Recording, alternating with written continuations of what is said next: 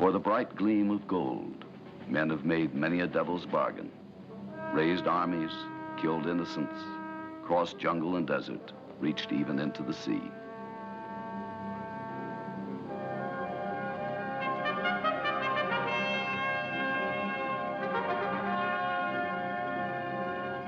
Most famous of early salvage ships, the Italian vessel Artiglio docks in England after a stunning feat. During several years off the storm-swept coast of Brittany, the ship's divers have retrieved an immense sunken treasure from a depth of 360 feet. Locked in under surface pressure, the diver was only a submerged eye, guiding explosive charges or grabs lowered from above. 31. Nearly half a century later, Jacques Cousteau and Raffaello Mancini, one of the original diving team, examine the antiquated turret now in a small museum. Signor Mancini is perfectly happy to leave the turret where it is. No. He has no desire to make another descent. Only a dim presence in the depths, the sunken treasure ship Egypt is still vivid in Mancini's memory. Recalling that the Egypt carried no less than 7 tons of gold and 45 tons of silver, he identifies his own exuberant photograph taken at the time of its discovery and reports the tremendous excitement at the raising of the first ingots.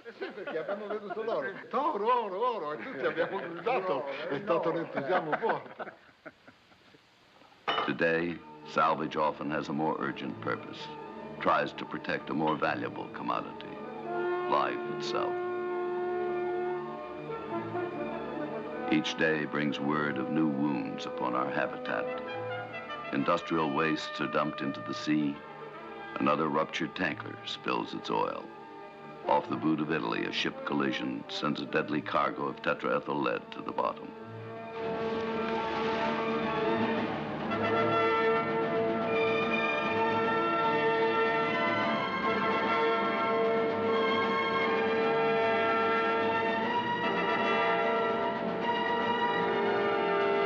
There are the customary public assurances minimizing the threat of the chemical, an anti-knock component added to high-test gasoline. But in California, a marine biologist describes its level of toxicity. Concentrations as low as 1 part per billion result in death or abnormal development in 1/3 of the organisms. As you can see from the microscope, tetraethyl lead is an extremely toxic compound. A sea urchin cell disintegrates after exposure. I think we just arrived in time to avoid a catastrophe, a big ecological catastrophe.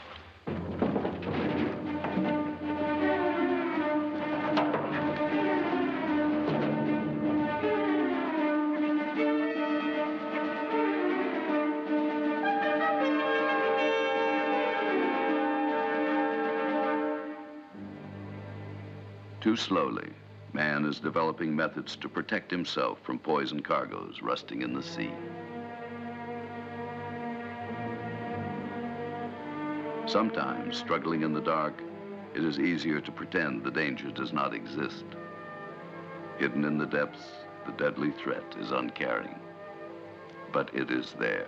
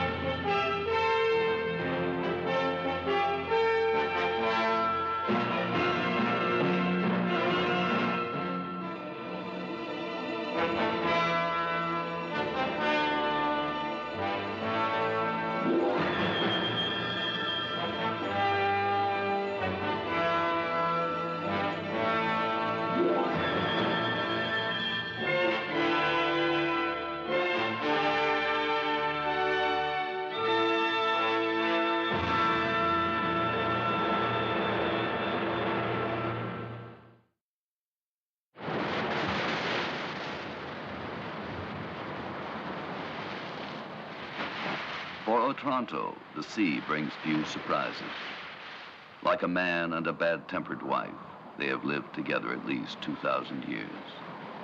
Lying at the easternmost tip of the heel of Italy, the town is the first to feel the blows of Bora, the Adriatic storm.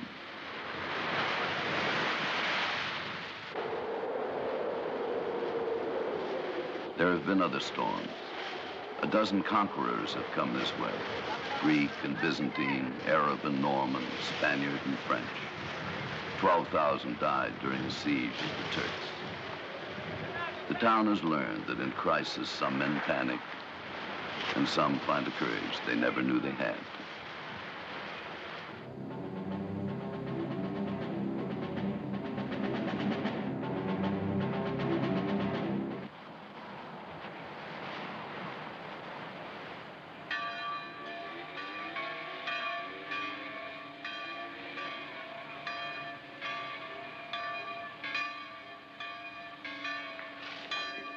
As after a slight pause, Otranto resumes its ordinary life.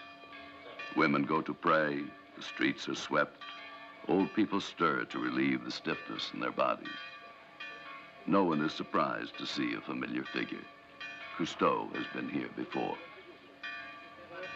Again, I am in Otranto.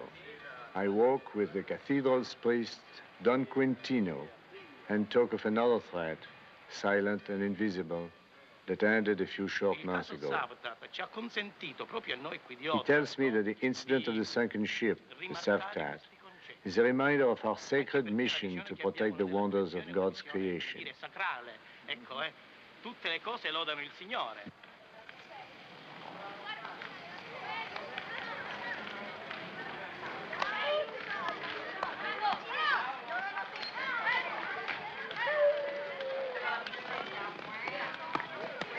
Around us, the children wheel like birds, going about the most important job in the world, growing up.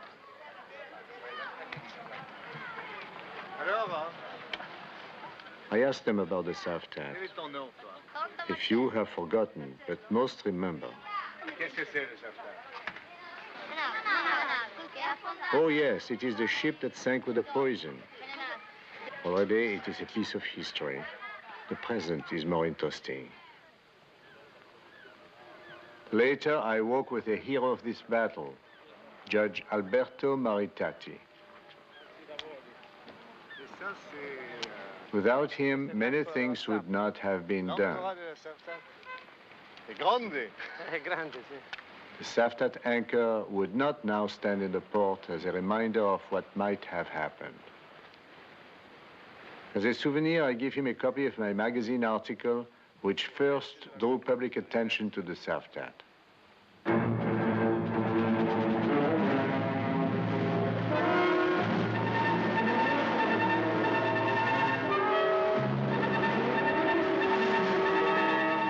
Beyond us, beyond the port, the sea seems no different. It is still one of the busiest corners in the world. Here, between the Adriatic towns and 100 ports scattered about the Mediterranean and beyond, an endless procession of ships passes to and fro. Quickly, I go backward in time to that day in the summer of 1974, when here, in calm seas, the Yugoslav freighter Savtat was rammed by an Italian-owned Panamanian ship and sank in 50 fathoms of water, barely 3 miles off the coast at Otranto.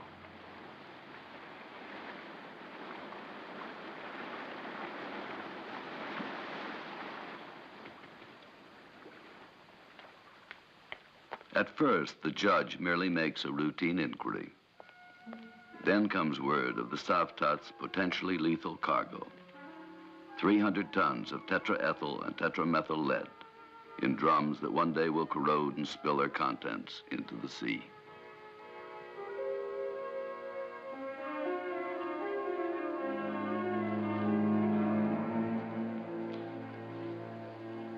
Troubled by laboratory reports on the poison, Judge Maritati sends telegrams to the Merchant Marine and other ministries, asking what action they plan to take. There is no reply.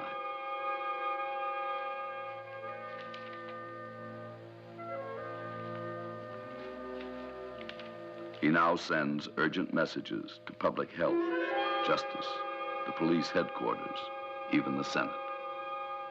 Again, there are only vague, evasive replies, or no response at all.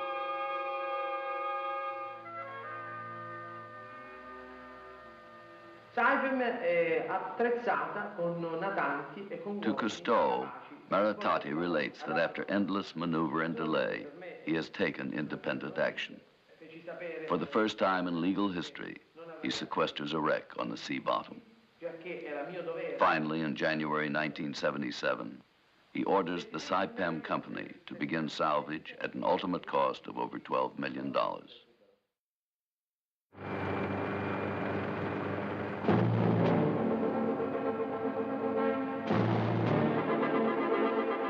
Within a month, an extraordinary task force of recovery vessels lies in place above the wreck, ready to begin operations. Though greatly helped by Cousteau's efforts to focus attention on the threat, the flotilla has been put there mainly by the will and courageous action of one man, a mere provincial magistrate.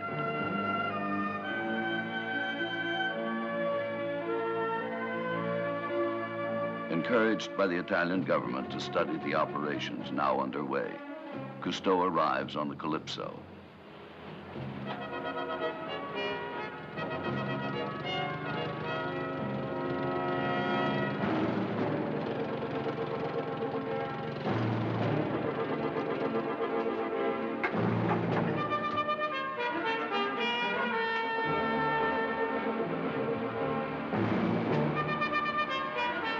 Attaching a line to the Castoro, a Saipem recovery ship, he joins the anchored fleet. Later, with salvage company officials, he welcomes Judge Maritati aboard.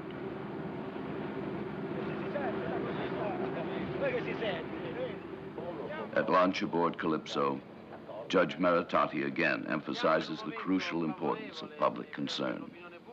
Says he hardly could have taken any of his actions without the public support, largely aroused by Cousteau's article and the subsequent decisions of tourist organizations to boycott the area.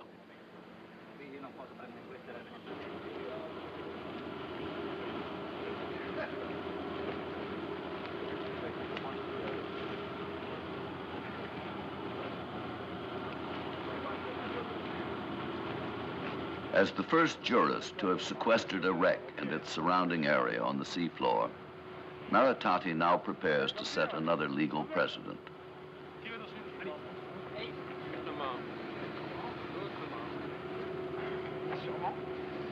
In the Calypso's diving saucer, the Suku, he will be the first magistrate to descend into the sea to view legal evidence and draft a deposition.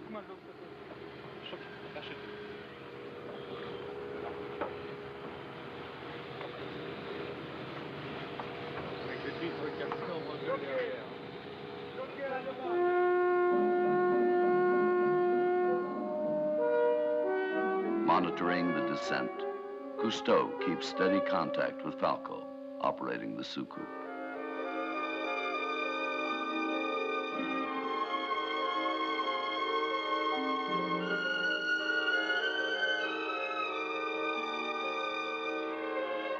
Approaching the wrecked Savtat from the stern at nearly 100 meters of depth, the judge glimpses the barnacle-encrusted object of all illegal maneuvers and orders in his 3-year battle.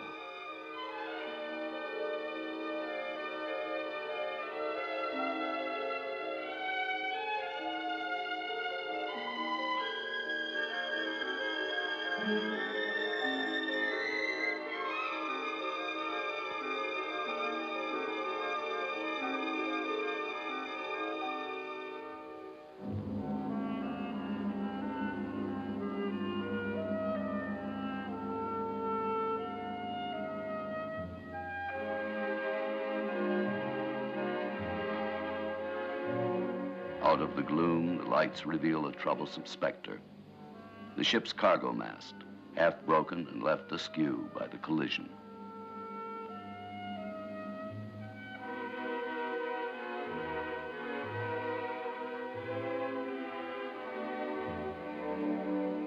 On deck and in the holds of the Savtat, death waits in orderly rows.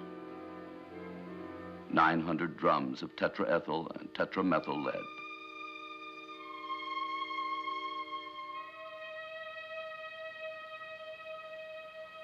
Again, Cousteau discusses with Falco precautions against the hazardous current, which sometimes reaches 5 knots an hour around the wreck.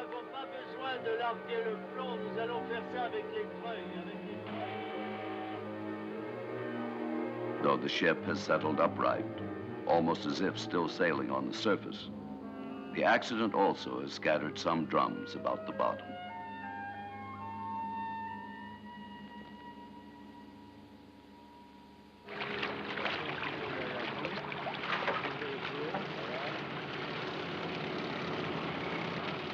As the soucoupe again nears the surface, the diver attaches a hoist line to the capsule.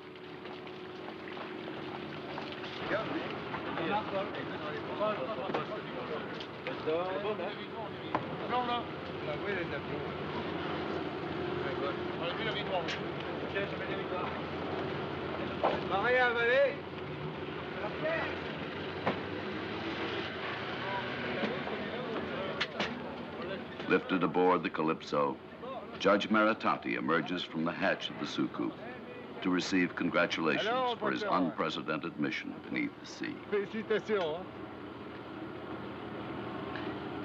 Le 40 était trop... Magnifico, tutto bene. Tutto bene?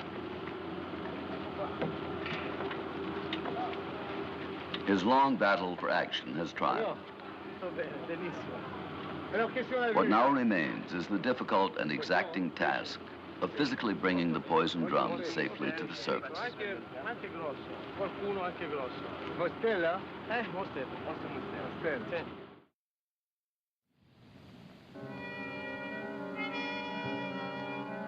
An essential first requirement is the removal of the damaged cargo mast, leaning precariously over the forward hatch of the Savtat, interfering with the removal of drums from the hold and endangering the divers.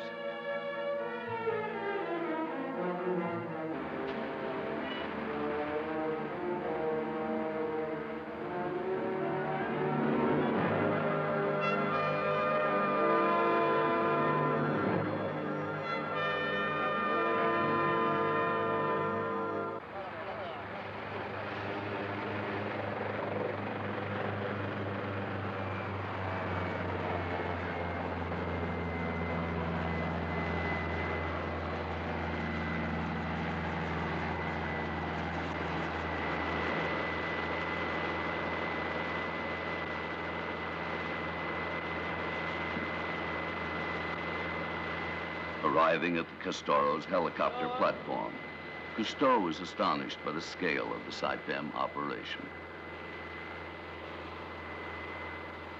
Led by Falco to the main deck, he finds himself in a huge, clamorous construction yard. Flat-bottomed, nearly 500 feet long and 100 feet wide, the Castoro is as large as many stadium playing fields. With its giant derrick capable of lifting 800 tons, with its smaller mobile cranes roving the deck like strange beetles, the Castoro is one of the most advanced undersea recovery vessels in the world. Yet all this is necessary for the exacting requirements of the depths. Close by, the Calypso seems slim and small. Even on the scale model used by Francesco Lo Savio to describe the relative positions of salvage ship and wreck.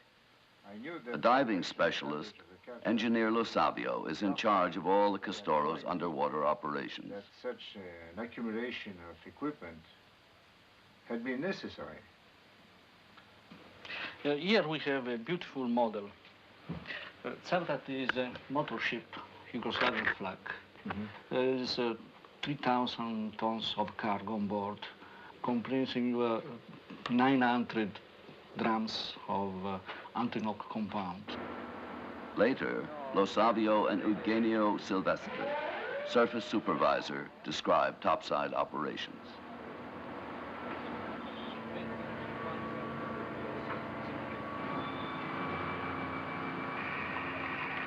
Through the control module's communication systems, the divers are monitored almost continuously. Center of the recovery effort, they require 150 specialists, doctors to crane operators, to keep a single diver working below. About to enter the compression chamber that will be their home for the next 3 weeks. A fresh team of divers joke with Falco about their monastic isolation from the everyday world.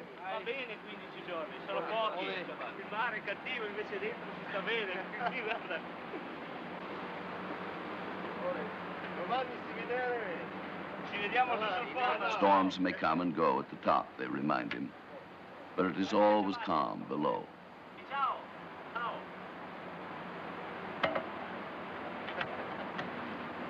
Watched by Bernard Delmotte, Calypso chief diver, the team settles into the deck chamber, part of the totally enclosed system known as saturation diving.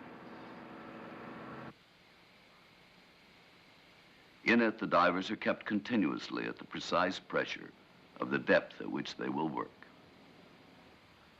The pressurized bell or campagna, which will take them below, is rigorously cleaned. A single microgram of lead can render it unusable.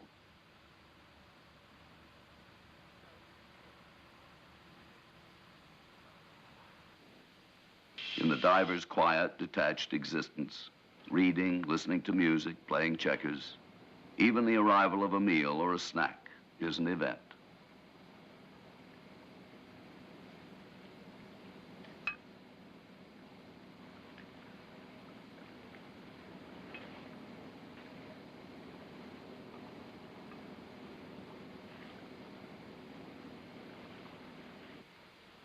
Upon their welfare, Dr. Mario Milanese keeps a strict paternal eye.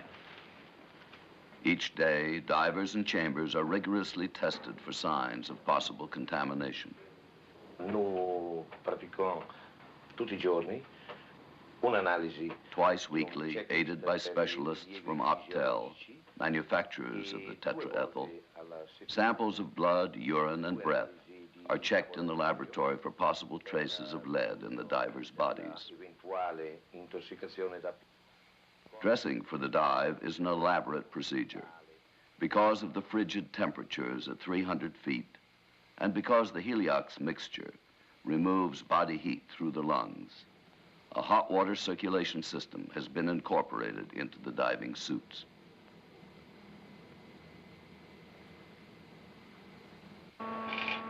As the campagna is brought to the chamber and attached, its inner pressure is equalized with that in the living quarters.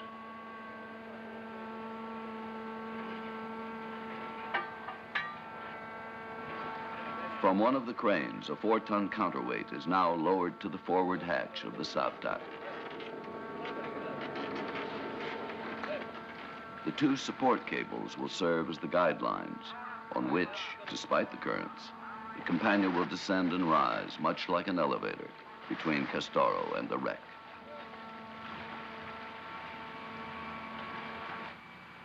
Still in the compression chamber, the divers take final precautions, drawing on a double set of gloves to protect them against the poison drums below.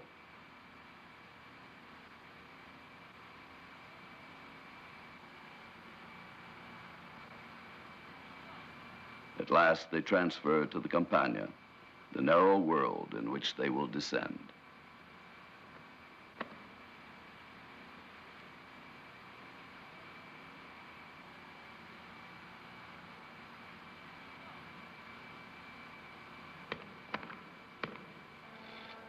Detached from the chamber, the divers wait as the double hatches are closed.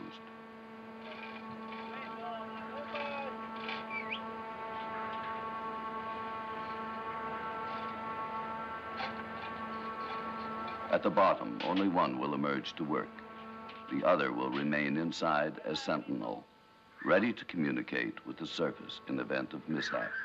And in the control module, Cousteau suddenly remembers the experiments that made saturation diving possible at all.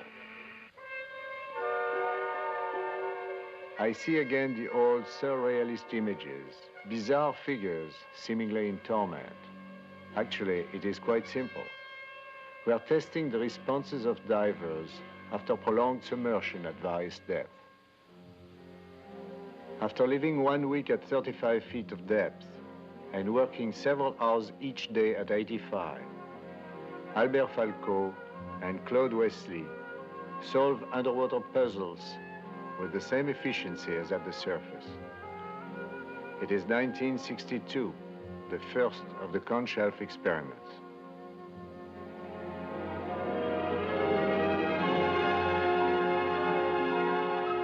Less than a year later, in May, June, and July of 1963, for Conch Shelf 2, we built an undersea village of prefabricated houses on Shabroumi Reef in the Red Sea near Port Sudan.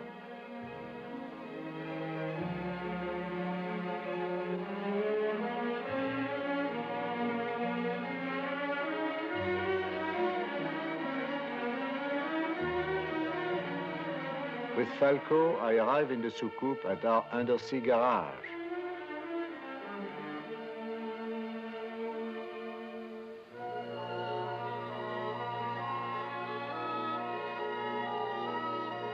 Then we swim to the so-called starfish house on the upper slope of the reef.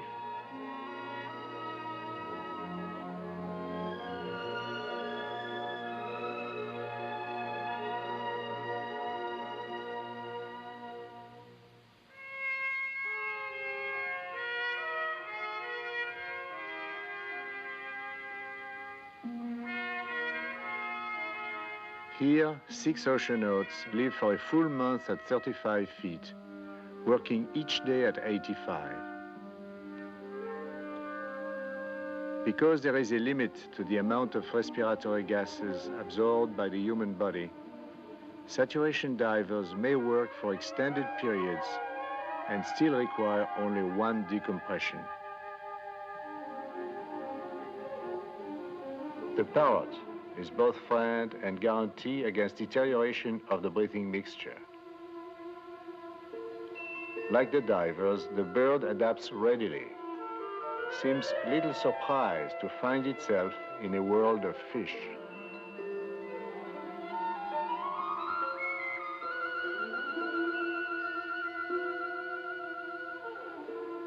Lower on the slope, 2 oceanaut neighbors live for a week at 90 feet, working as deep as 330 feet each day.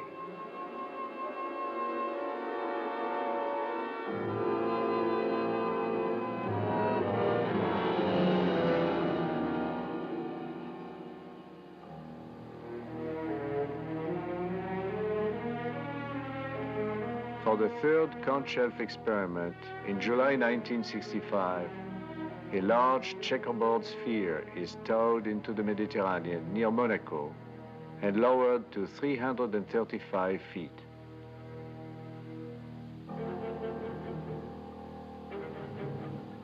Here, living on food rendered nearly tasteless by the helium, 6 oceanauts remained for 27 days.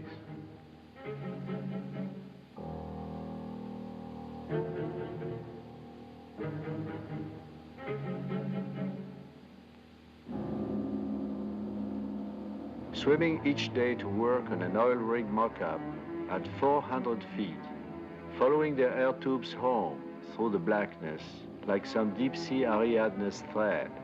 They prove that men can work in the depth for prolonged periods with no ill effects and no loss of efficiency. I remember them, the air umbilicals that brought them life in the depth. Because of them, Cousteau's divers can do their work. This is for the 2 pipe for the gas. 2 pipes? Yes. Aboard the Cousteau, Silvestri describes the Campana's much advanced life support system. The electricity, telephone, and hot water for the Hot water. hot water. It's warm.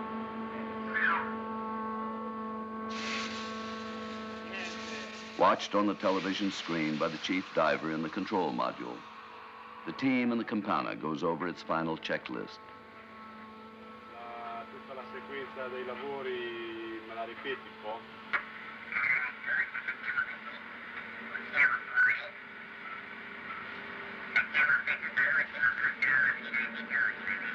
Slowly then, as the great winch unrolls the umbilical cables for telephone and lights, for heliox and hot water heating, the capsule descends.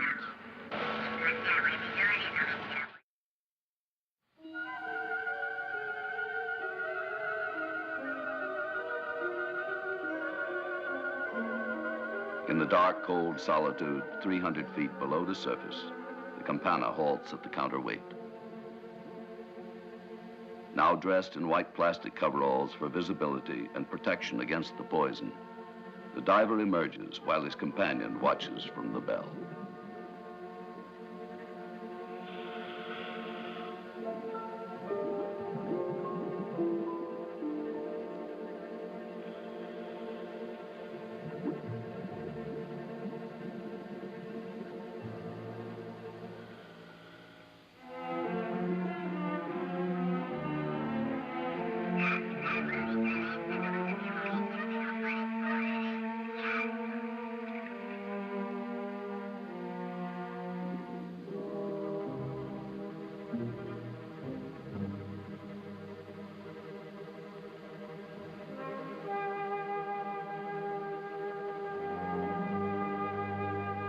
Followed by a camera, the diver explores the forward hold.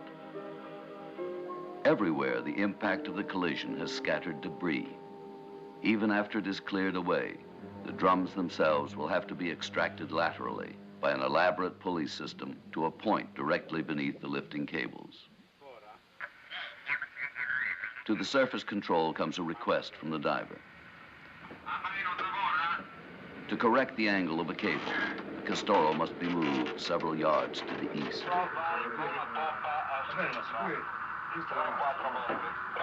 3 o 4 metri con la poppa a sinistra. Obediently, the 18,000-ton vessel obliges.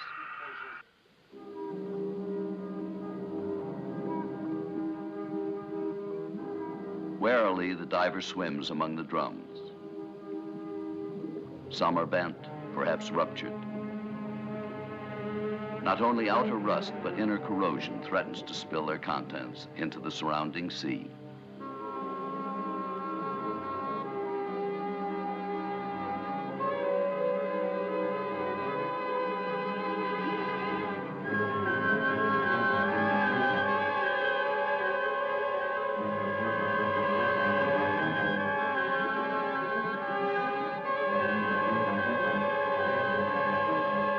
The diver's hand brushes the rust from a poison label, but it is not rust. The drum is leaking.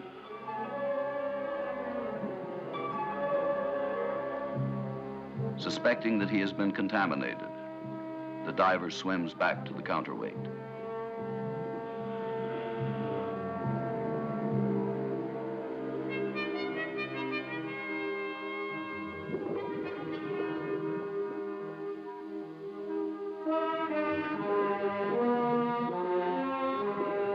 There, following carefully established procedures, he removes the white plastic coverall that gives a degree of protection to his diving suit.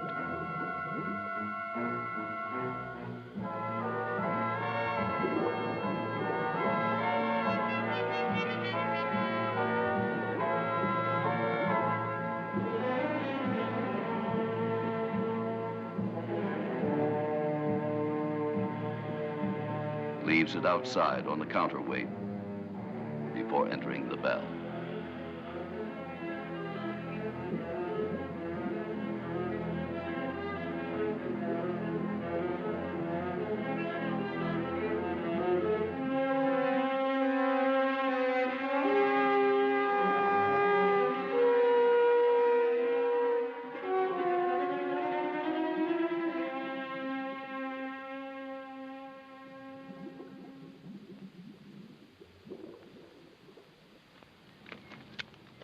Later, at the disposal yard maintained by Octel, the white plastic suit, like all other exposed materials, is burned under the supervision of the manufacturer's masked personnel.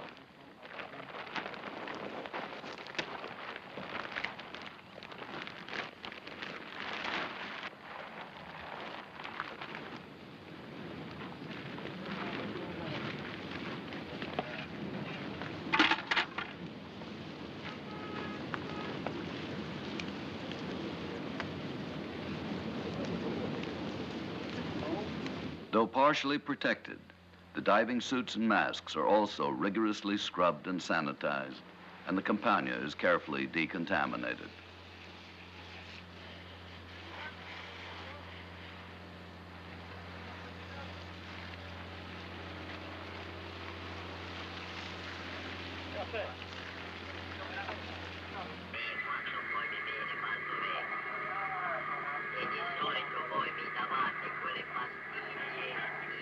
The diver indeed has suffered a mild contamination.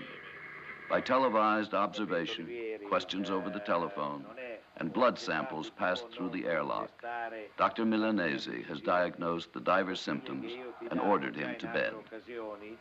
Erano il Bactrim, se è esatto, vero? Tu mi fai il cenno affermativo. Pensavo anch'io di dare a... Having already administered antibiotic and cortisone pills, he now prescribes medication for the remaining skin irritation. Questo era il mio problema, però io gli rifilerei senz'altro anch'io il Bactrim.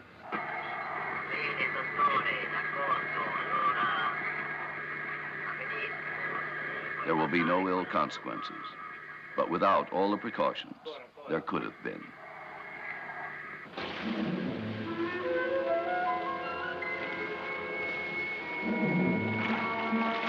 Laden with poison drums, a basket is brought to the auxiliary ship, the Orsa, specially fitted to handle the tetraethyl.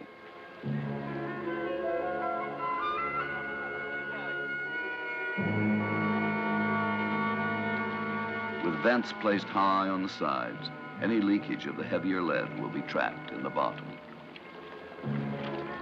Detected too late, the poison from a ruptured drum spills into the sea.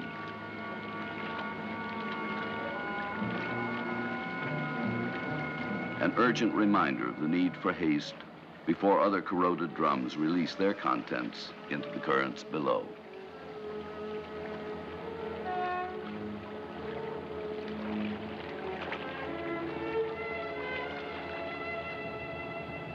In a press conference on the deck of the Orsa, surrounded by the perilous evidence, Judge Maritati tells reporters that the next step is to fix responsibility for the accident.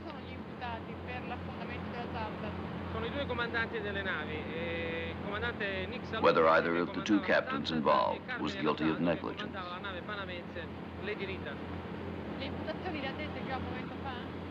The charges, destruction of a ship and of marine life.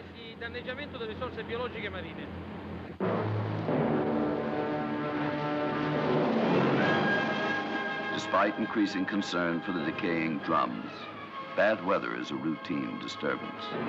Yet some preparation goes on. Helped by the Calypso divers, new lights are fixed for the work below.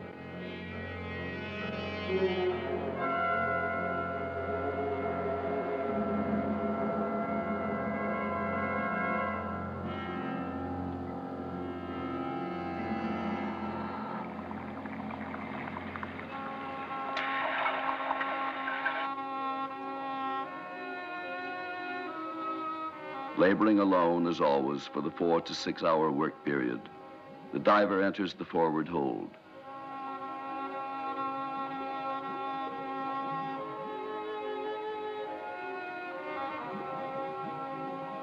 Amid the pieces of litter not yet cleared away, he loops cables around the drums one by one. And at last, by pulley and crane, manages to maneuver them into one of the baskets waiting alongside the Sartat.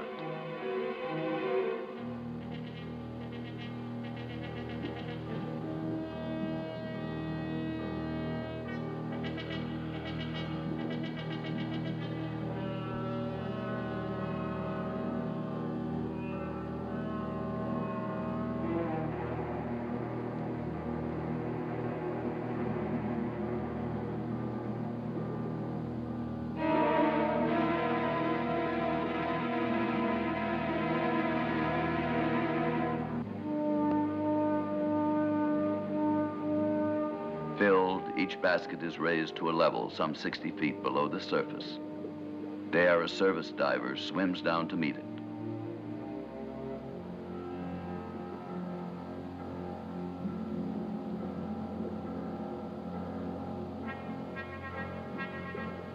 attaching a new slack cable that finally will draw it upward, not to the Ragno, but to the Orsa now standing by at the surface.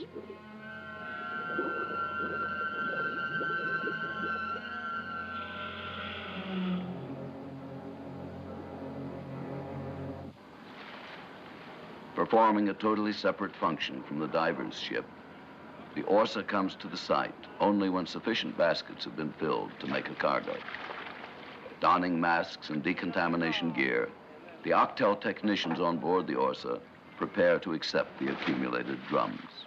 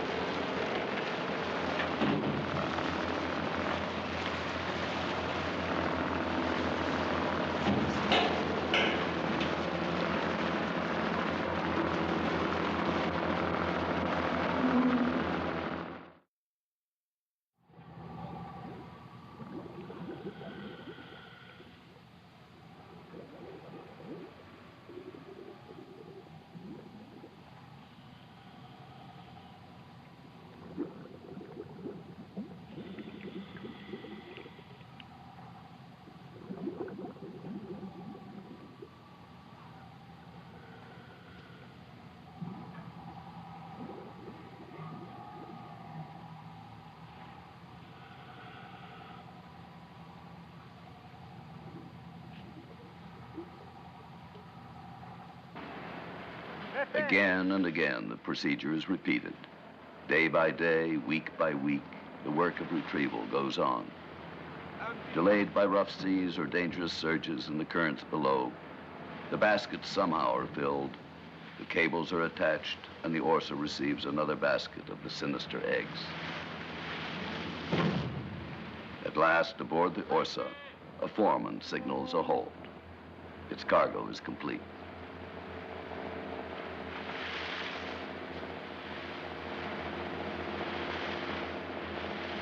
As the Orsa once again heads back to port, specialists begin the delicate task of siphoning the tetraethyl and tetramethyl from the individual drums.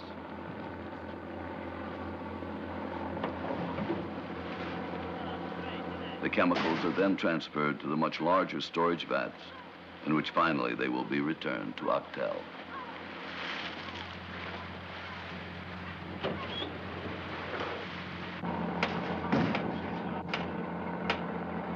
As each drum is drained of its contents, it is carefully resealed, then added to the rows of cylinders already empty.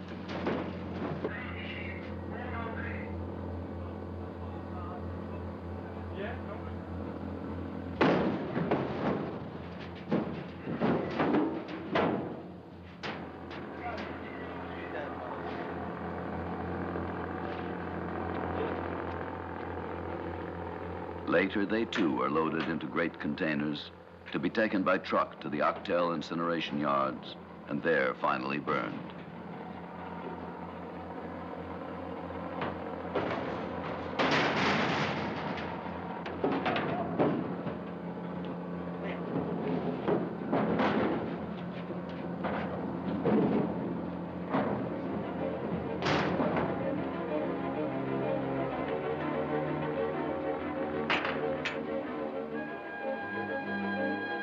November 1977, the last basket of drums is brought to the surface.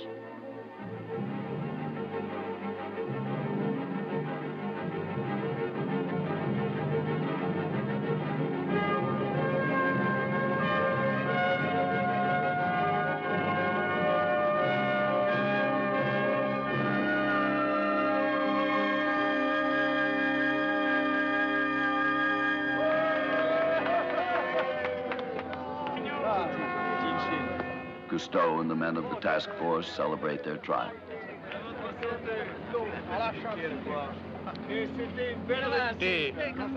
At a cost of $14,000 per drum, after 10 months, 270 dives, and 1,200 working hours on the bottom, all but less than 3% of the poison has been recovered.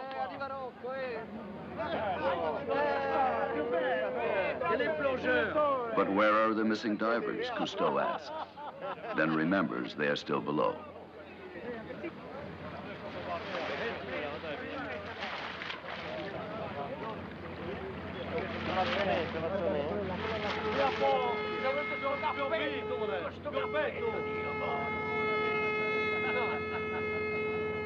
Heroes of the occasion, they are not only late for the party.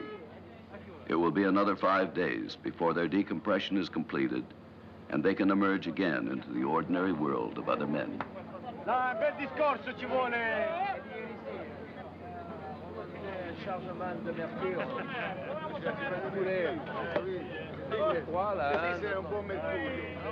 By then, the party will be over. But tonight, at least, Otranto is without fear. Judge Maritati set legal precedents. He also proved again the power of aroused citizens, requiring governments and technologies to serve basic human need, that as in Otranto, old women may talk quietly with God in candlelight, that men and women may work in love, that children may sleep, believing that tomorrow the sun will rise and the earth will still be green.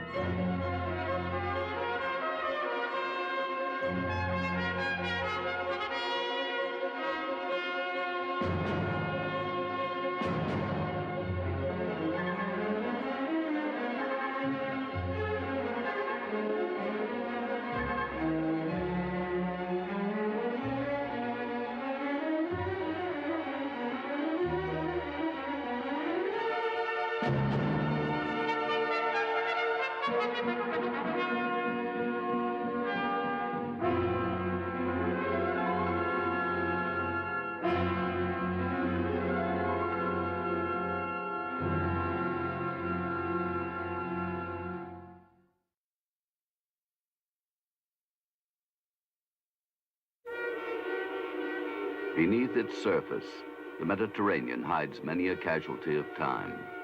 Rotting ships, temples shattered by earthquake, bones of hapless seamen caught in the Meltemi far from port.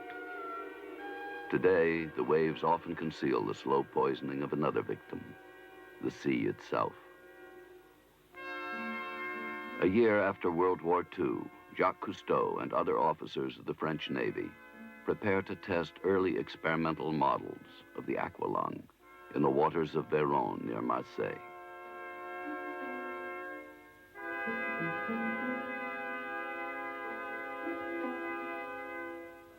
Amid a school of damselfish, the divers enter a watery universe filled with constellations of life. Here, the tuna-like lichia. There, a ray drifts along the bottom. The meru, or rock bass, timid yet perpetually curious.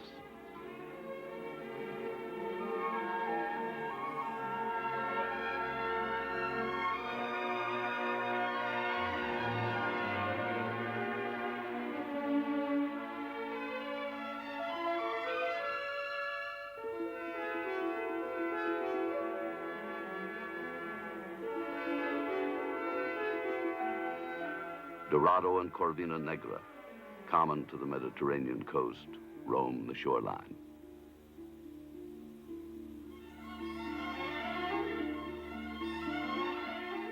Everywhere, in endless variation, the sea teems with hunters and hunted.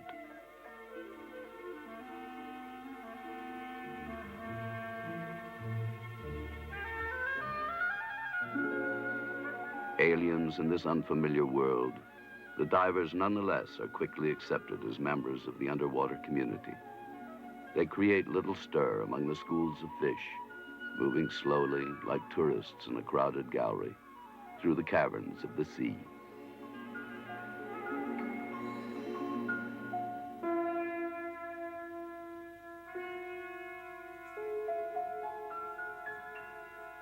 In 1977, Cousteau and the Calypso divers returned to Véron. In only 3 decades, the sea floor has become a desert, bleak as the surface of some barren planet.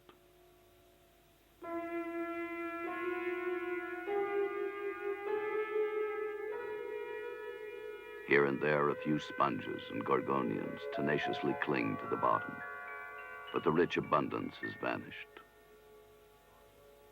Ghostly and dim, the corridors of the grottos once crowded with life are silent and empty now.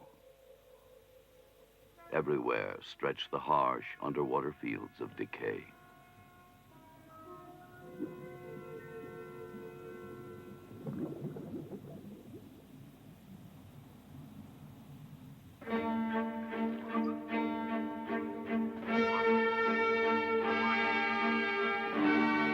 At the old harbor of Marseille, fisherman Maurice Godin arrives to perform a duty.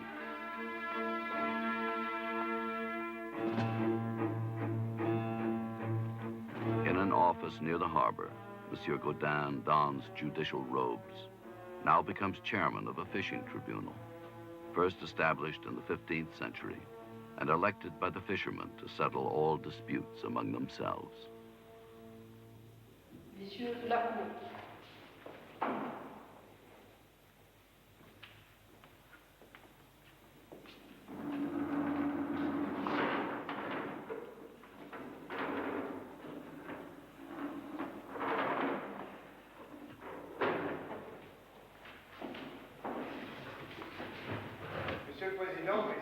Of the court, Cousteau asks present fishing conditions in the Mediterranean. The reply is simple.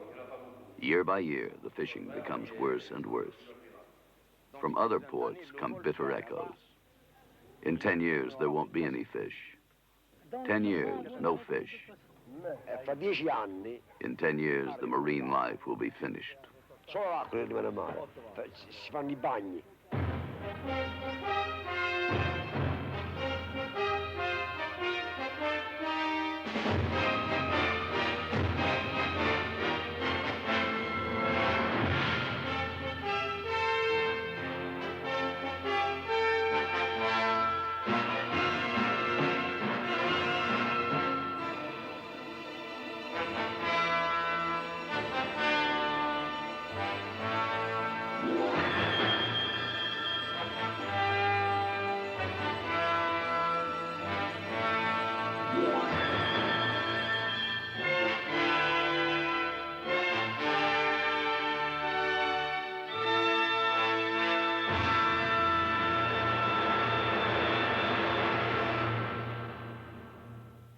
Again, Calypso is outward bound. Across the sea, the ancients named the center of the earth, the Mediterranean. With the Black Sea, it forms a vast, landlocked basin, 2,500 miles long and often 2 miles deep. There is only one portal, the Strait of Gibraltar, the Pillars of Hercules.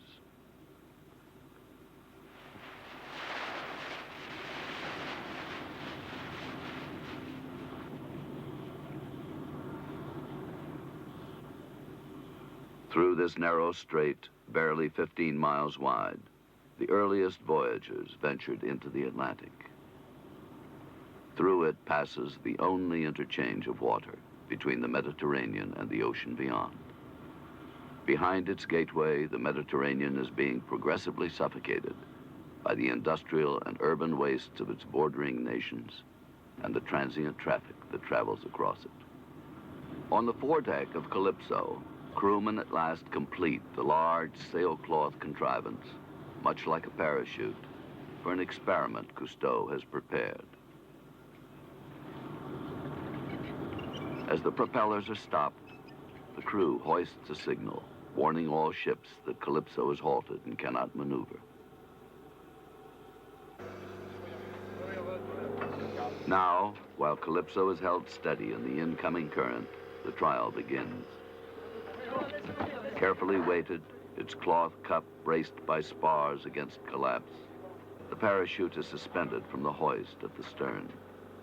Then, attended by small boats to prevent a fouling of the lines, it is slowly lowered into the sea.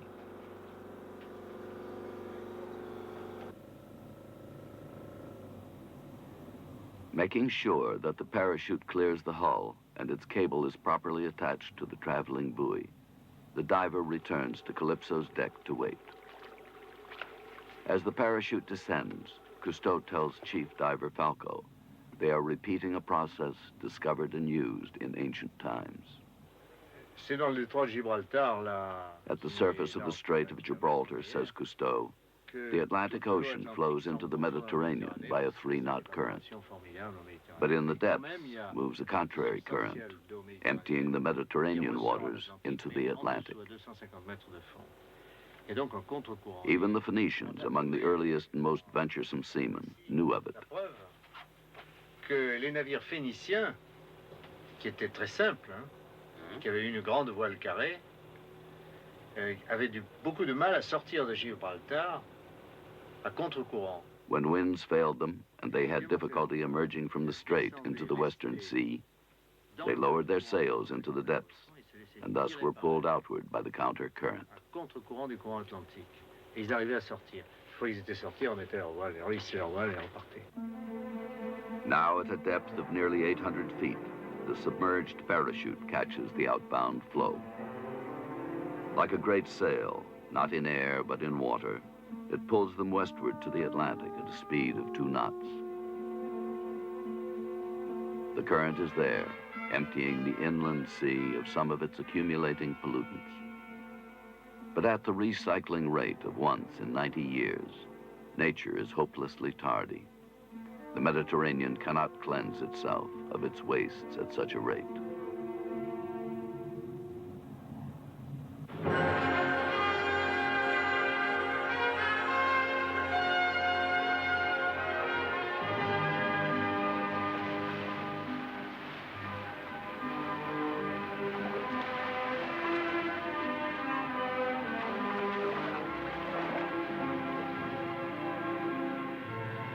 Led eastward by a joyous escort of Gibraltar's famed dolphins, the Calypso team follows to the island of Alboran on the Mediterranean side of the strait, midway between the Spanish mainland and Morocco on the North African coast.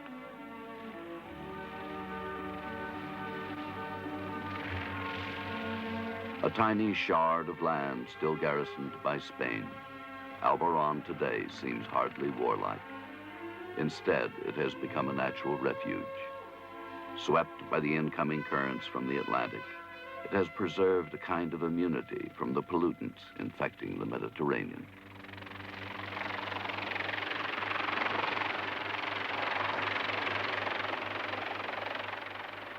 As Cousteau returns from his reconnaissance and the helicopter descends to its landing platform on the stern of Calypso, the divers prepare a descent through another element.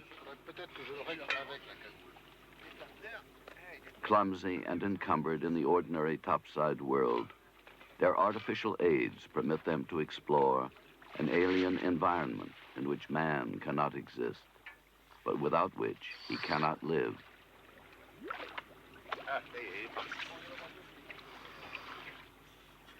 Again, the divers cross the threshold between one element and another.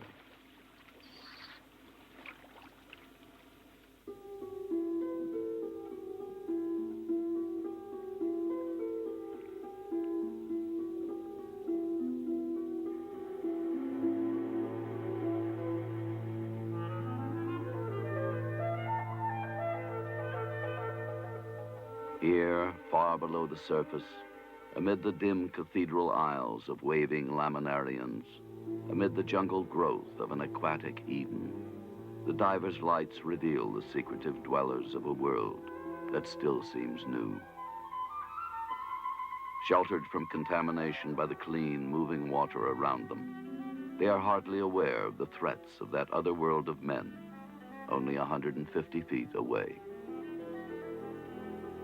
Here, the floating rude screen of kelp celebrates not a creed, but the mute persistence of life.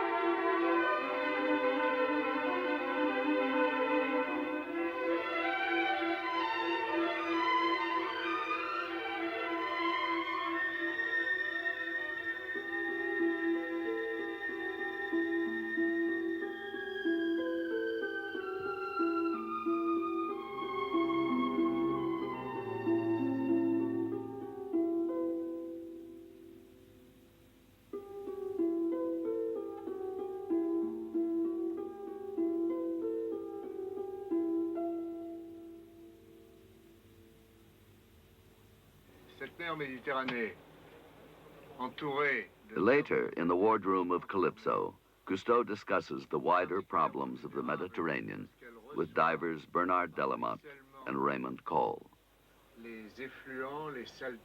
Because the Mediterranean is almost totally enclosed by land, says Cousteau, it is especially vulnerable to the immense burden of urban and industrial waste that flows into it from nations with a population of 300 million people. With a map overlay, he indicates the areas from the Urals to Lake Victoria in Uganda, Sudan, Egypt, Algeria, Tunisia, Spain, France, Italy, Yugoslavia, Greece, Bulgaria, Romania, Turkey, the Soviet Union, the nations of the Middle East. Many of these countries are heavily industrialized.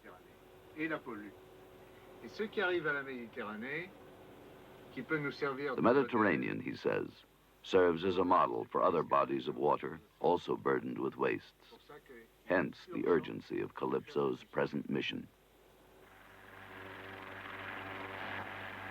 From the heights overlooking Marseille, Notre-Dame de la Garde has always been the special protector of fishermen. But today, as angry buyers in the market complain, it is the fish that need it most.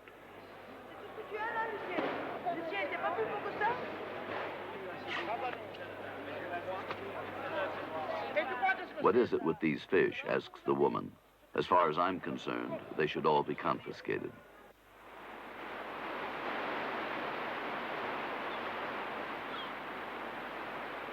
Yet there are some who are less disturbed, regularly test their fishing luck at the sewer outfall.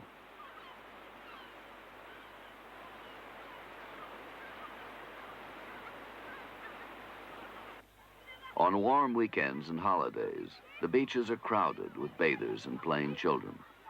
They seem untroubled by the casual warning painted on the seawall, beach polluted. Elsewhere, some even swim in the chemical exhaust of a large industrial complex.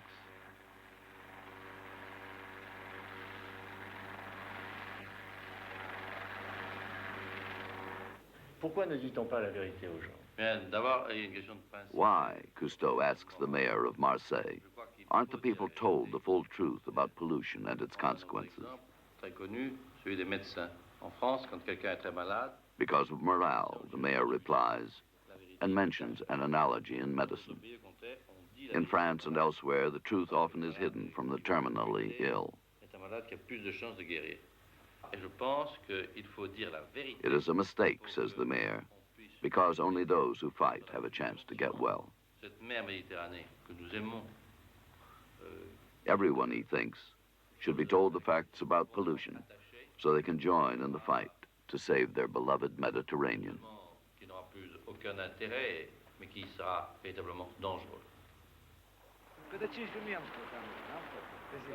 In ports around the Great Basin, where fishermen come back with their scanty catch, the complaints are repeated in a dozen languages.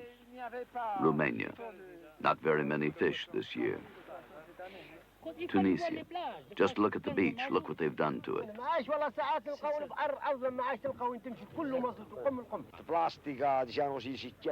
Italy, plastics, ice cream wrappers, garbage bags, we don't understand it.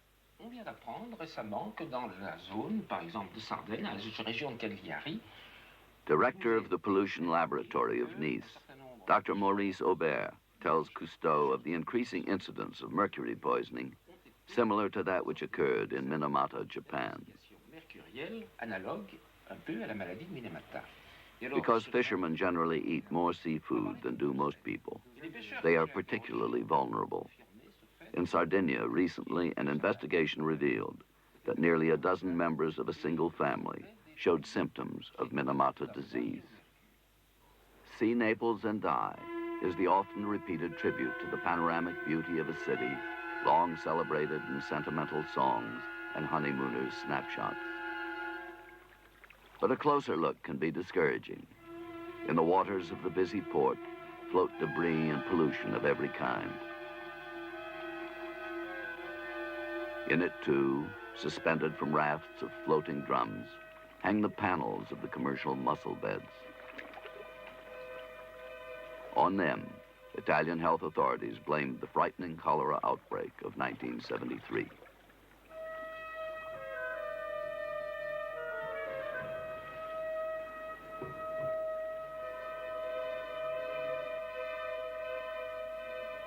Beginning in Naples, incidents of cholera, with its swift and often fatal dehydration, soon spread as far north as Milan and east to the Adriatic coast.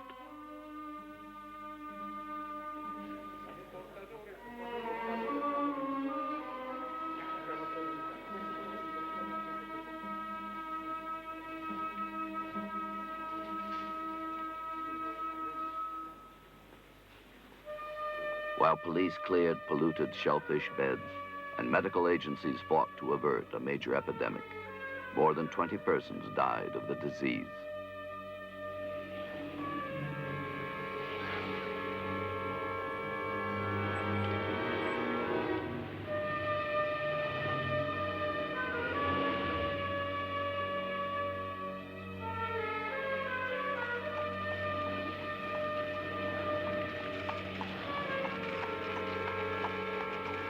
Abruptly aware of the penalties of pollution, masses of Italian citizens eagerly crowded the medical centers for vaccination against the threatening bacteria.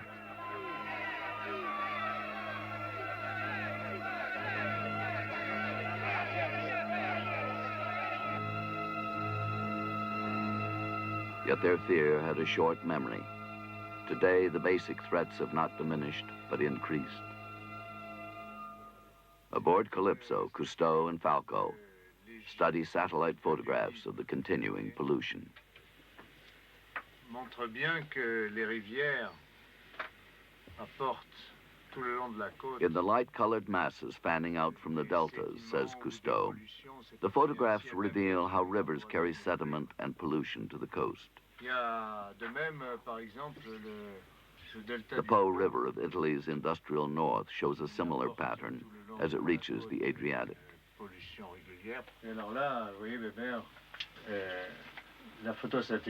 In another picture, the Danube and its tributaries empty great swirls of pollution into the Black Sea. À chacune de ces branches, des grandes plumes de pollution.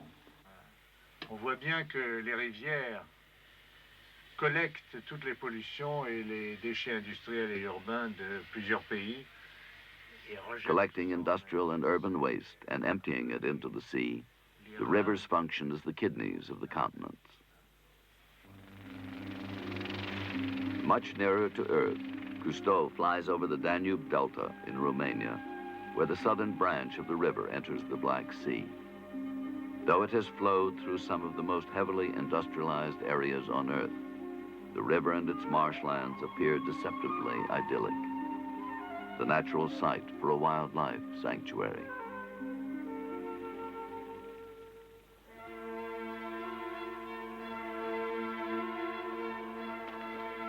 Here, remote from the satellites circling above them, Romanian fishermen still practice the age-old ways, a moving frieze of patient men pulling their nets from the sea.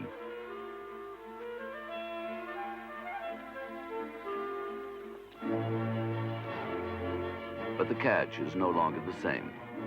Gone are most of the larger, heavier fish.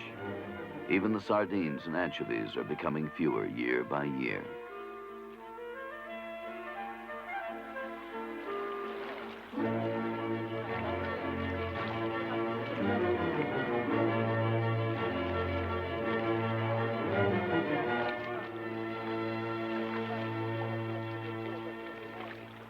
Standing off the Romanian coast in the Black Sea, the Calypso again prepares to test the local waters as part of a wider survey.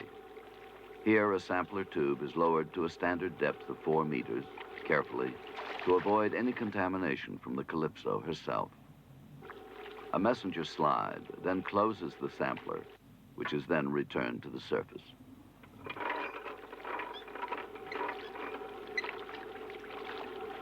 There, its contents are carefully stored in contamination-proof plastic containers to be sent to the laboratory.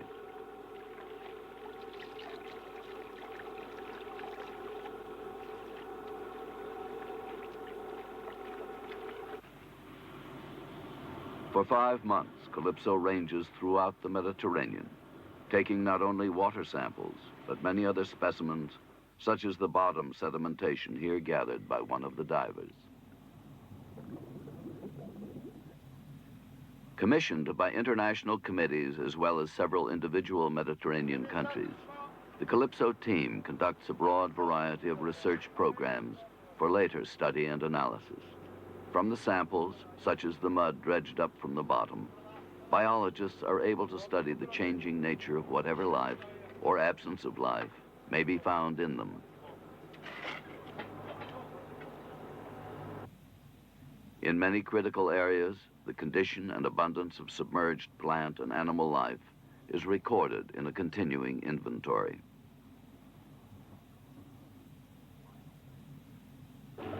Finely meshed nets are used to bring in plankton, the minute organisms which absorb and concentrate toxic products and form the lowest link in an ascending food chain from smaller to larger sea creatures and finally to man himself.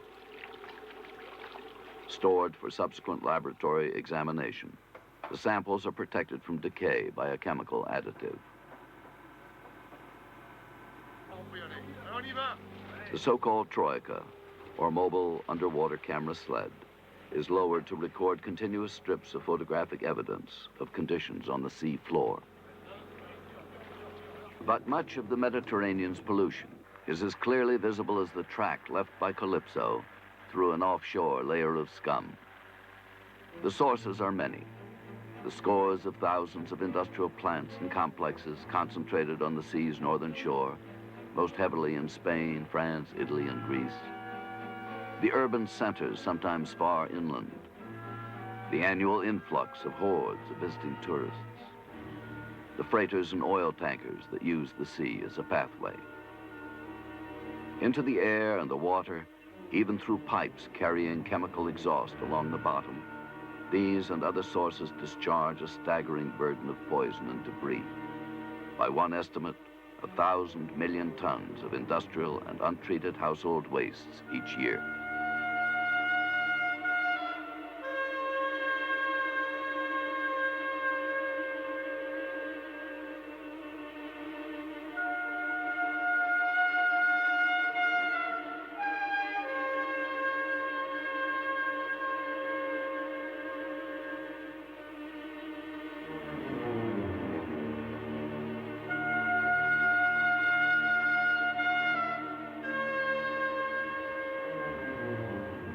Even to sample these outlets, the diver must wear a dry suit, sealing him from any possible contact with the poisoned water.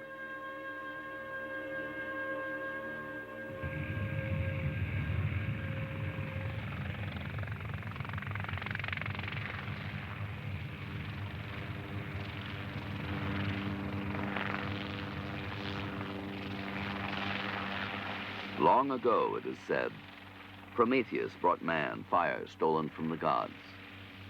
It was a dangerous gift. Today, the great plume of flame above the petrochemical complex at Fos-sur-Mer in southern France is not only a promise of man's liberation, it is also a warning of its possible cost.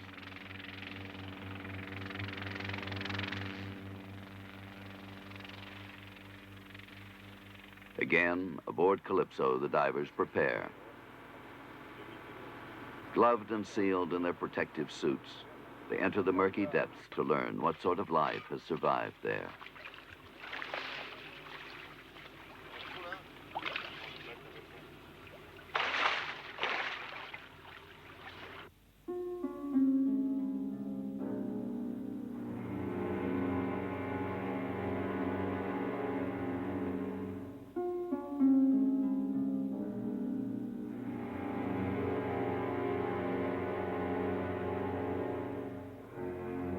They find an aquatic wasteland, a scarred desert stretching out from the denser pollution near the shoreline.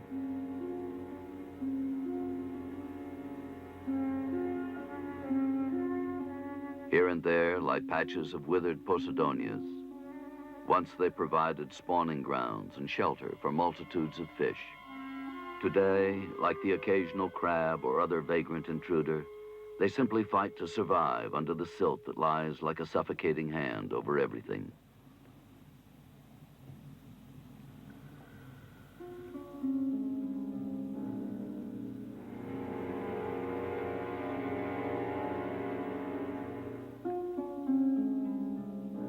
Perhaps in time, a few pollution-resistant species of plants or animals may keep a foothold here.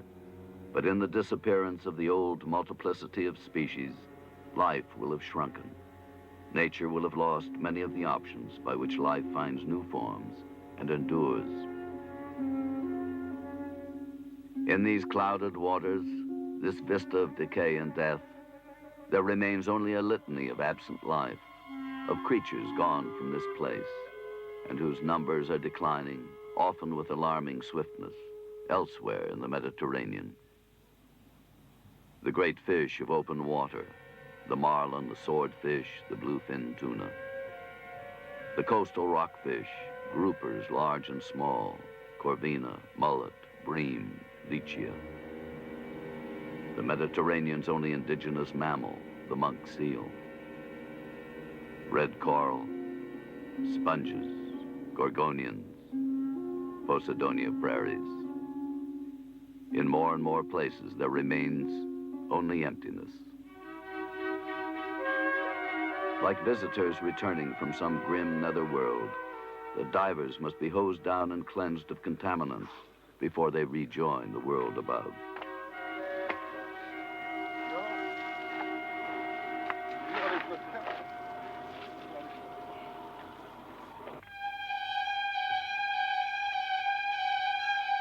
While deserts spread along the bottom, a new presence paints fields of flowers on the sea.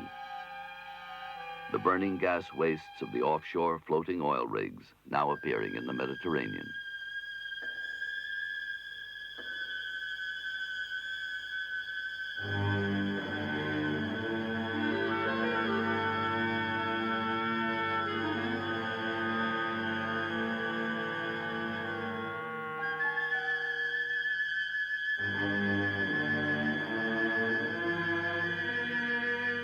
Often denied their natural habitat, fish sometimes find shelter under the triangular floating platforms, innocent of the threatening film of oil which impedes the life-giving exchange between the atmospheric gases and the sea.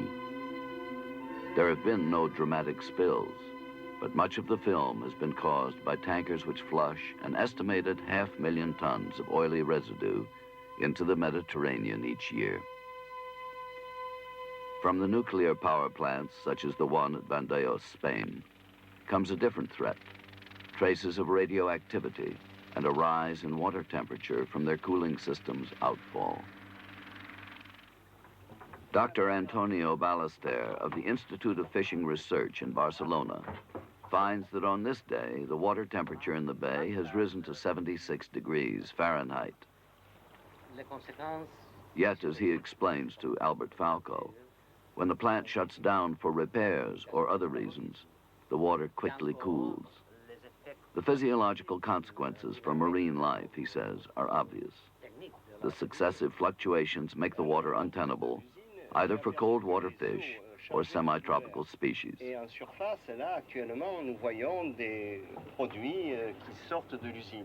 The color and appearance of the water, says Dr. Ballester, reveal another threat in the pollutants discharged by the plant.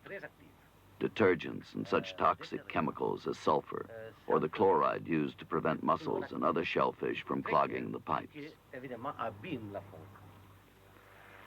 Despite frequent misgivings, hopeful that the problems can be solved, other Mediterranean countries also plan nuclear power plants.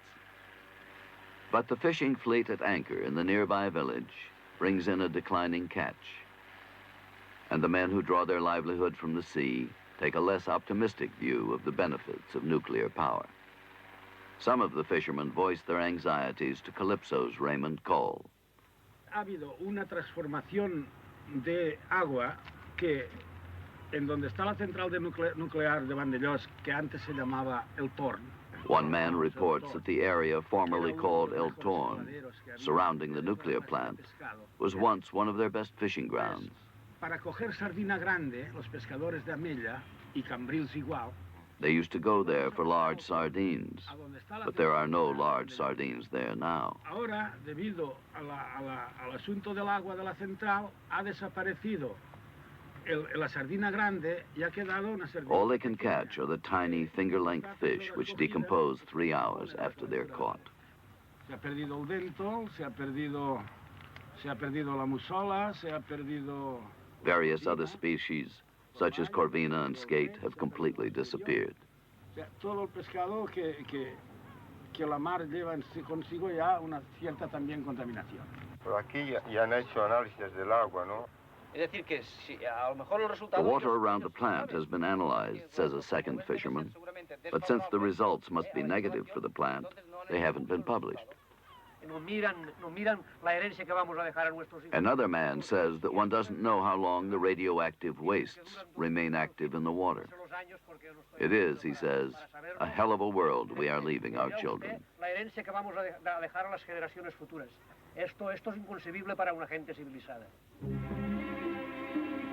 In the enclosed sea itself, there's little rise and fall. But from the land comes another tide, the surging human influx that has built a seemingly endless wall of clamorous rookeries wherever there is a stretch of sand.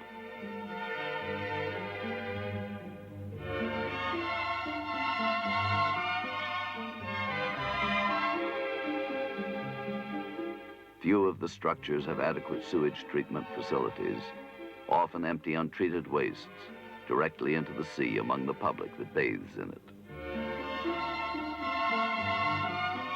Upon the beach stretches a panorama of sunburned flesh, part of the 100 million tourists who descend on the Mediterranean each year.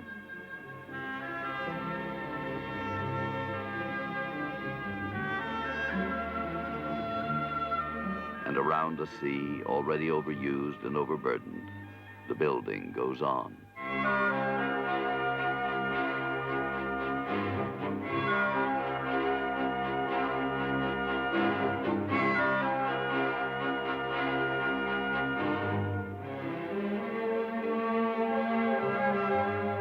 Extensions of the coastal cities and holiday resort complexes. Thousands of marinas form sheltered anchorages along the Mediterranean's perimeter. In them are crowded hundreds of thousands of pleasure craft, perhaps an even greater source of oil and other pollution than the great tankers themselves.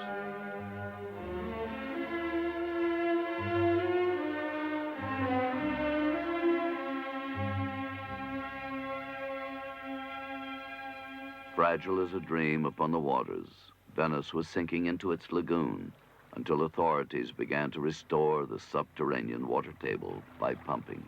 Now, like an aging version of Botticelli's Venus, she is again rising from the sea. But long protected against armed attack by the waters into which she dumped her wastes, pollution now threatens to corrode the very stones on which she stands. Ecologist Dr. Renato Rismondo describes the problem to Calypso's William MacDonald. Every house discharge the waters, the sewage waters, directly in the canals. And this causes the growth of algae.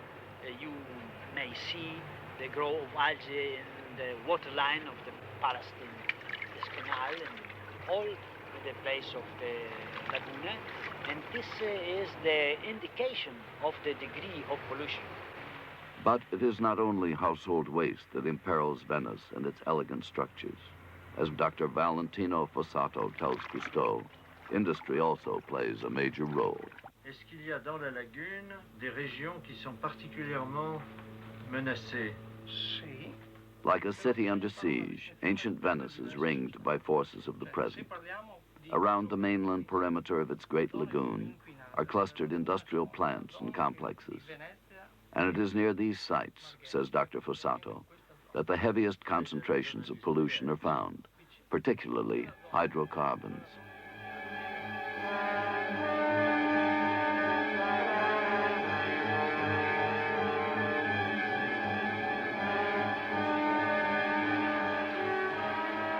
Venice has survived a long and often violent past, today as chemical contaminants are flushed into its basin.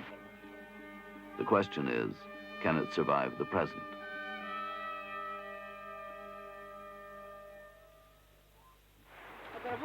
Yet far to the south, across the Mediterranean, there's clear evidence that man can make full use of his marine resources without depleting or destroying them. At Tunisia's El Biban Lake, even the cats have enough. Joined to the Mediterranean, El Biban still provides ample replenishment of its fishing stocks after uncounted centuries of harvesting the waters by the permanently fixed post nets set across the lake.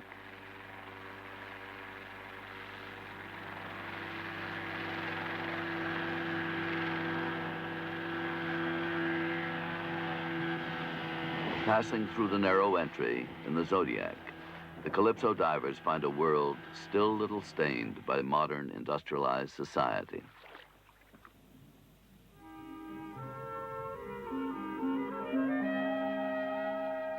Never overfished, uncontaminated and cleansed by an underwater current whose power astonishes the divers, El Biban's clear waters are alive with a teeming piscatorial population. Around the divers swim curious schools of fish, declining elsewhere in the Mediterranean. Even the Corvina negra, now rare in other parts of the sea, are plentiful here.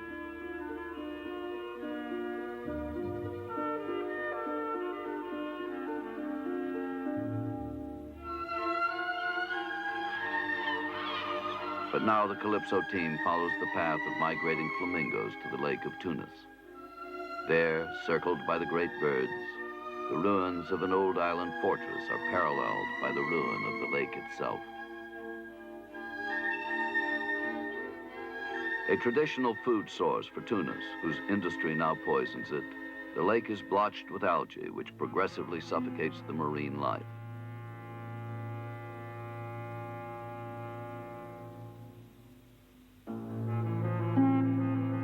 The bottom itself is covered with a spreading infestation of weedy growth, which does not promote life, but retards it.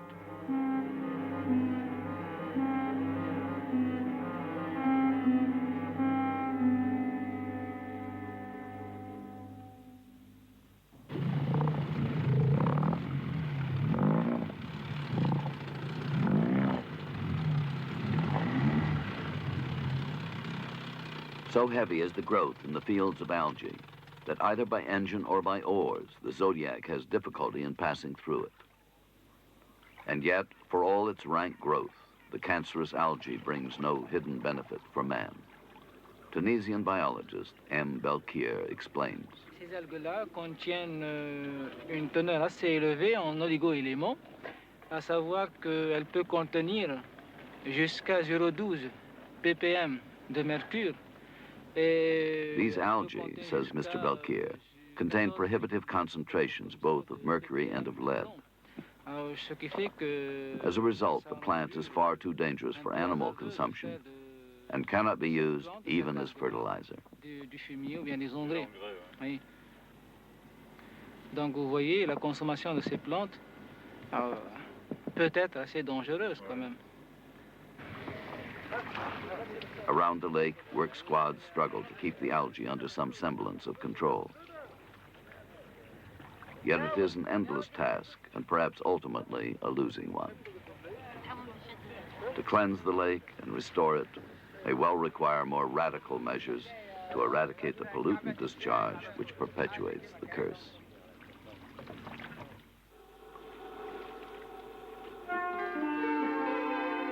Aboard Calypso, the sampling program goes on. Again, observed by Cousteau, a small grab is lowered to bring up specimens of sediment from the bottom.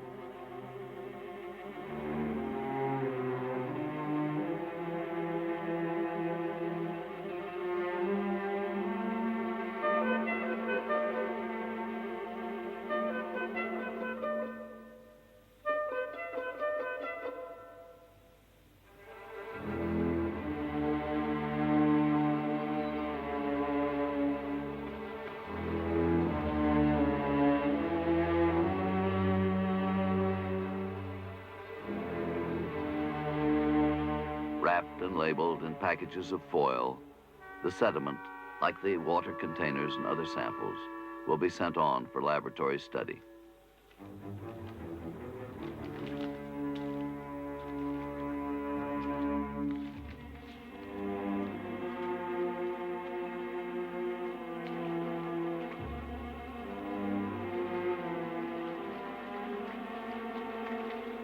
But after 5 months sailing the length and breadth of the Mediterranean basin, after taking thousands of samples, interviewing hundreds of fishermen, scientists, public officials, doctors, and businessmen, the Calypso team's mission is drawing to an end. With most of the field work completed, I return to Monaco's Oceanographic Museum and laboratories to learn the answers the samples may provide.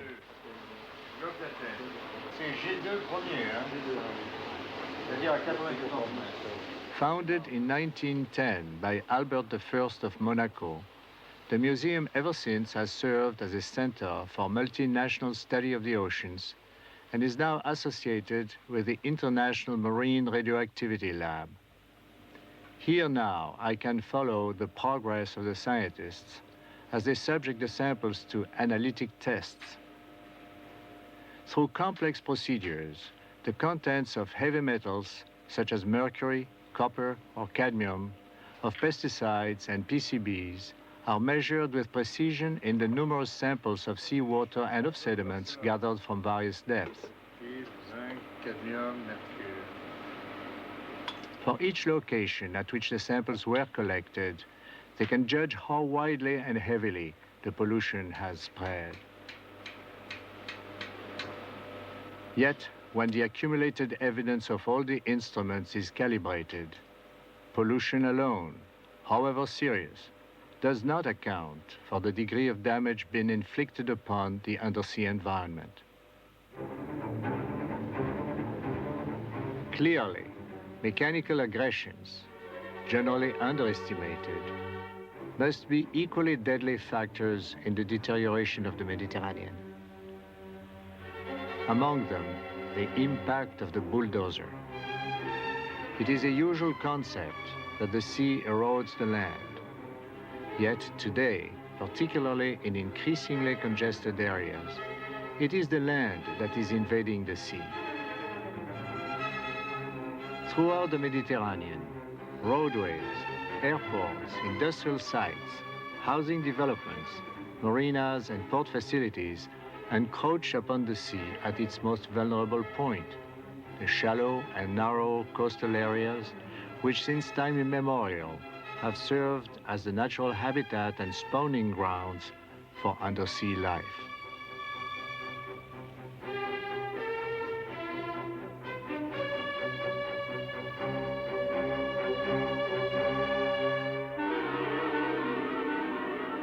Like an underwater dust storm, the silt from the advancing shoreline coats every living thing in a smothering cloud, an impartial catastrophe which makes no distinction among the species.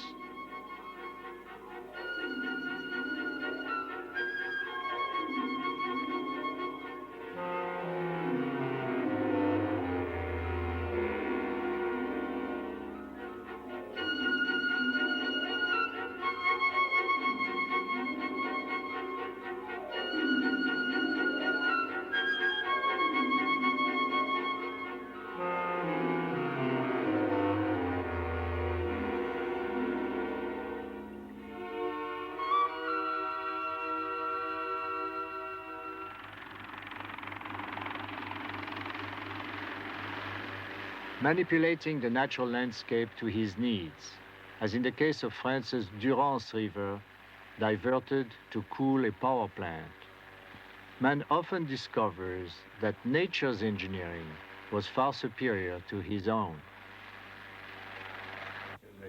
Today, a varying flow of fresh water into a saltwater lagoon has so altered the salinity that no fish can survive. In conversation with Cousteau, Mayor de Fer agrees that the canal has had ill effects. Now, he says, the water in the lagoon is a halfway environment, neither fresh nor salty. But sometimes the transgressors against the sea are fishermen themselves, describing some of the activities which threaten his livelihood.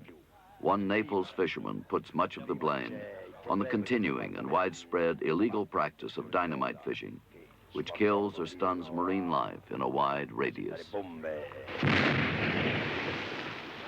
He also criticizes some sportsmen's practices, fishing not for need, but for the honor of killing the biggest fish, as in this spearfishing tournament off the Italian coast.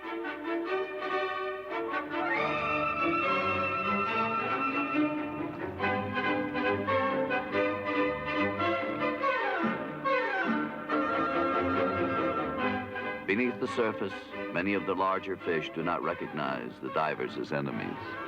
Thus, their natural curiosity is far more liable to bring them within lethal range of the divers' spear guns.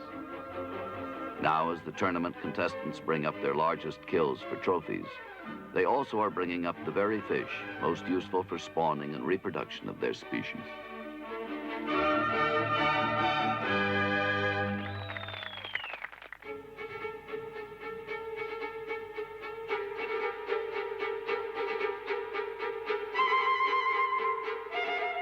Like a white shadow on the bottom, another threat appears, the shallow water trawl net. Already illegal in some of the Mediterranean countries, it moves across the contours of the sea floor, scraping away the submerged prairies of Posidonia and other natural growth which provide spawning grounds for the fish.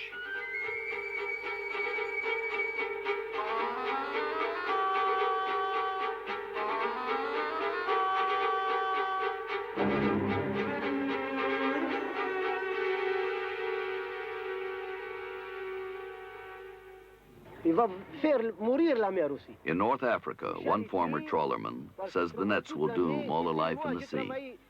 Working continuously, nets are sent down for the smallest fish, which often are thrown away.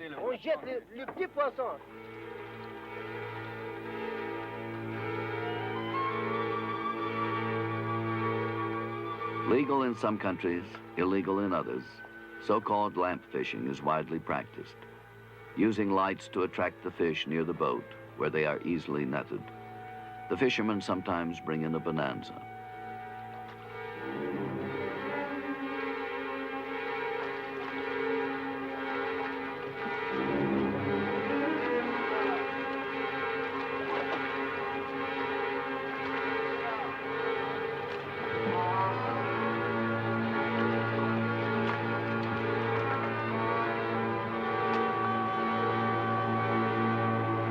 With the decline in numbers of the larger fish, most of the catch is composed of smaller varieties for which there is a limited market.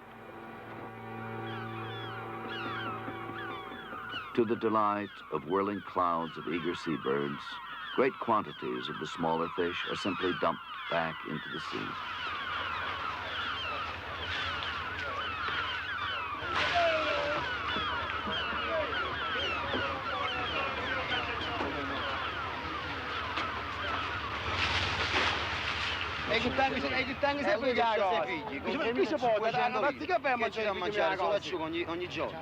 But among fishermen there is a prevailing bitterness. Though they see best the causes closest to them, they all know that something is profoundly wrong. È l'organizzazione che mal fatta. Esatto, ci manca proprio all'organizzazione. Il Sud ha bisogno di una ristrutturazione di fabbriche per questi pescatori. Perché vengono mattini e questi pesci vengono buttati a mare di nuovo un'altra volta. È una miseria, perciò è inutile discutere, il discorso è troppo lungo. The problem is not resolved, but the problem is resolved. Yes, resolving very, very, very quickly. While plain men stare at the sea in anger and dismay, committees such as this one take a less urgent tone. The interests of science and industry are not incompatible, they say. The problems are not resolved, but are being resolved. Often the old banalities are repeated. Poised between yes and no, men speak the smooth language of evasion, practice the politics of postponement. Here in Venice, it's the most striking example of the necessity of such a collaboration between the administrative parts, the scientific community, the industrial community, the fishing community, the urban community. Everybody must cooperate. In Marseille, the members of the Fishermen's Tribunal cannot evade the problems of the ailing sea. Asked by Cousteau whether they would urge their children to become fishermen, they answer with a quick and fervent, no, never. Yet, as a sad footnote, Chairman Gaudin reminds them that this has been their manner of livelihood since early times. For the sake of themselves and of all men, he hopes that one day their children, too, may become fishermen. Briefly, the anxious and contending voices fade. Again, Cousteau enters the soucoupe, prepares a descent into a part of the sea still unspoiled.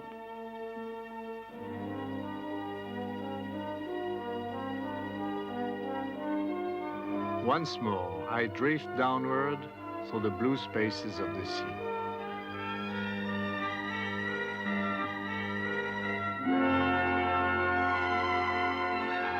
Out of the depth, there rises toward me a garden of sea fans, the sculptured branches of gorgonians. Since ancient times, troubled men have sought renewal in desert and wilderness. Today, in these solitudes of the sea, man must create sanctuaries against himself. Once they called the Mediterranean Mare Nostrum, our sea. Around it, men built the temples and marketplaces of our past, shaped the inner world of our beliefs. Here, painfully, century by century, warring nations began to learn that our sea lay in the common custody of all. Today, we are beginning to learn that our sea means even more, that we protect life not out of arrogant charity or sentimental compassion. In full truth, we are partners to the fish, the crab, the snail, the grasses that grow in secret places beyond our sight. Upon their lives, our lives depend. Upon their survival hangs our own.